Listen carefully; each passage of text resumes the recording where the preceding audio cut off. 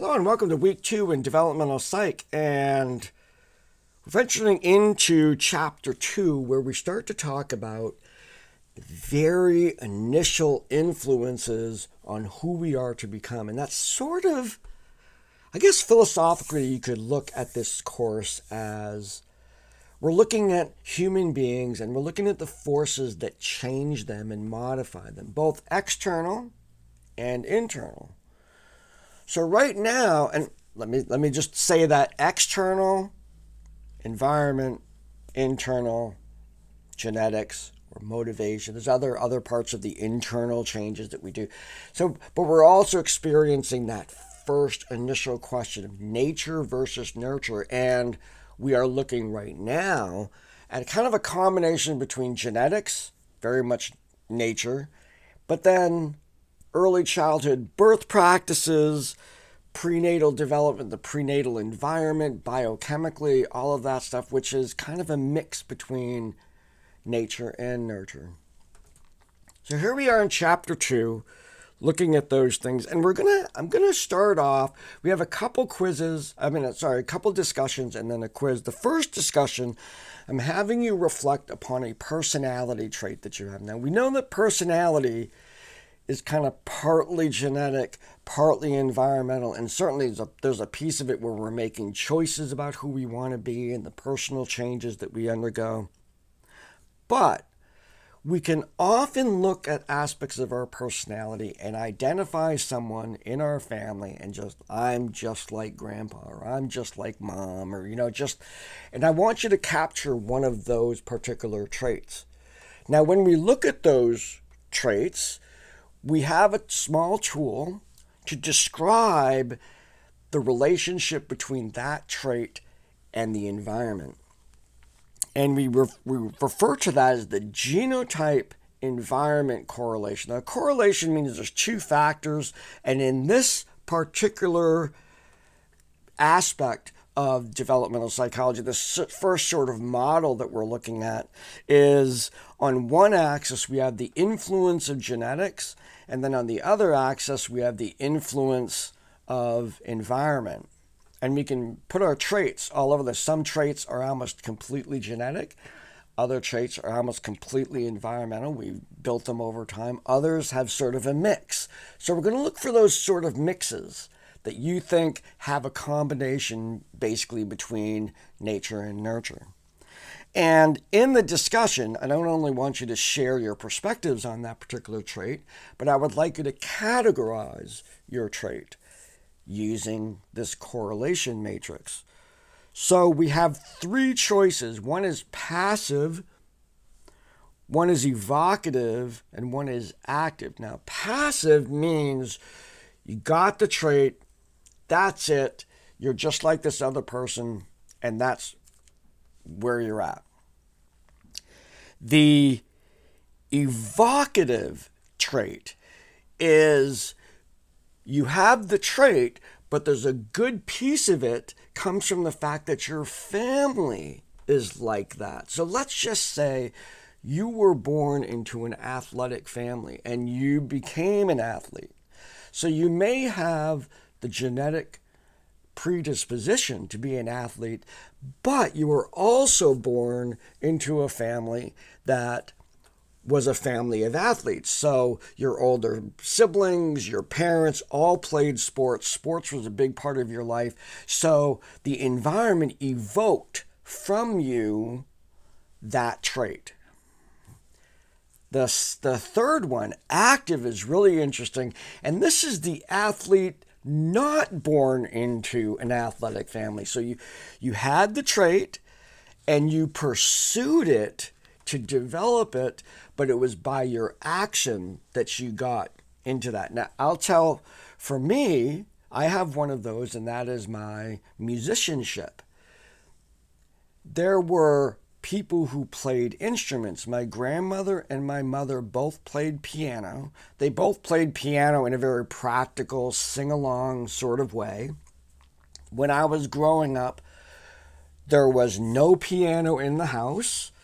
I had seen my mother play and all that, and none of my brothers picked up instruments. None of us played in band. None of us anything like that. But yet, somewhere along the way, I had gained that trait, and I developed it actively. So I'm really the only musician in my family. Not even my stepbrothers play any musical instruments, so very much an active trait. So in the first discussion, you're discussing the trait. Like I would bring up music and I would talk about what I just said. I kind of exemplified that, the discussion here, talked about where those traits were in my genotype, and then, or phenotype, could be. And then what category? Did they just appear and that was it? Nope. Was it evoked out of my family because I was in a family of musicians? Nope. It was active. I became the only musician in my family. So it's sharing those traits in that first discussion. In the second discussion, we moved toward a current trend on home births and looking at the pros and cons, and then maybe examining not only in my resources, but going online and looking at alternative methods for birthing, maybe even looking at how traditional birthing, and what I mean by that is Western traditional birthing, which is in a birthing unit at the hospital. But how has that changed to make it more home-like? Who's involved in the birthing process? Where do midwives come in? All of this whole thing, okay? Looking at that and discussing those things. The quiz looks at critical development. And as you read about anything that can come along that can affect prenatal development, we term that thing a teratogen. Anything. It can be a chemical, smoking cigarettes, alcohol, or drugs. It can be trauma, falling down the stairs, and it can be stress and financial situations. Anything in your life that can influence the development of the growing baby. Now, when you're shopping for a house, people will say location, location, location. What are the three most important aspects of finding a house that you love? Location, location, location. Where it is important. I want you to use that same mindset to what is the influence of a teratogen? When? When did that teratogen happen? And there's a chart in the course book. And you can use that chart to approximate, if you know when a teratogen appeared, and you can draw a line from that age, and you can see the different colored bars that represent the critical stages of development for particular aspects of the developing child. So if that line going from the date of the teratogen, a person has a drink at a party, and then they're worried about what will happen, you can draw a line on the day of that, the time period of that, and you can see what was going on. This idea, this is definitively the developmental perspective, because when we talked about that in the first chapter, we say, what is the effect of having a learning disability on someone? Then we say, what is the effect of having a learning disability on your 4-year-old? This is kind of like, what's the effect of a teratogen? What's the effect of a teratogen on a 6-week-old? We're going right into that.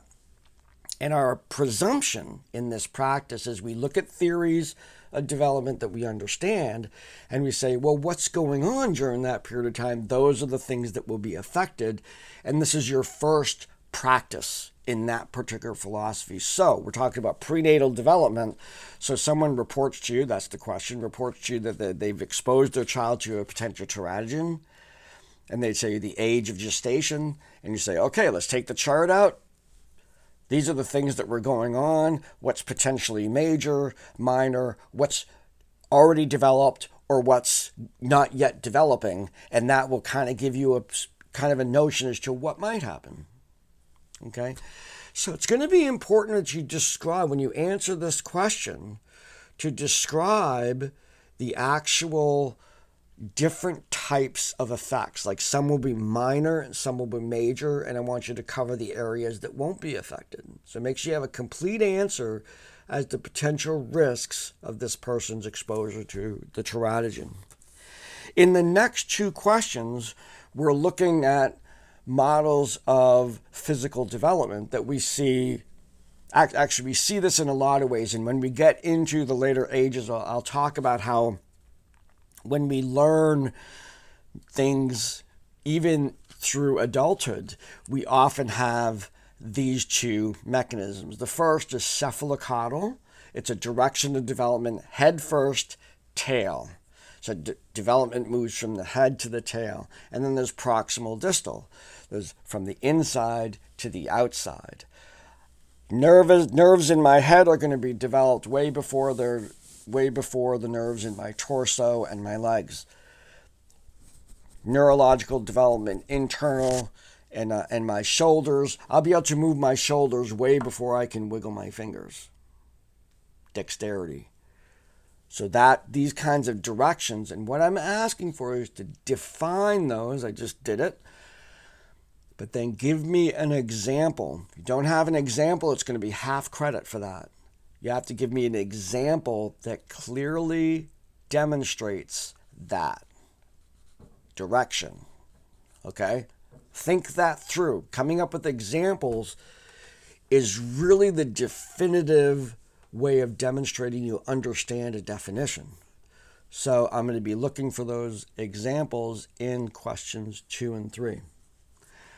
Now, finally, because we are now looking at prenatal development and childbirth, I want to introduce now the first of the special assignments. Isn't due for another few weeks or so. You have some time, but we're talking about these things. And that is the cultural aspects of childbirth assignment. I want you to read that assignment this week because it relates to what we're doing, what we're talking about in Chapter 2, in terms of international or different cultural practices that people have regarding childbirth.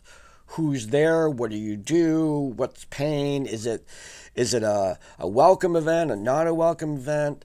Who gets to participate? Who actually helps with the delivery? All of these things that are very specific to different cultures around the world.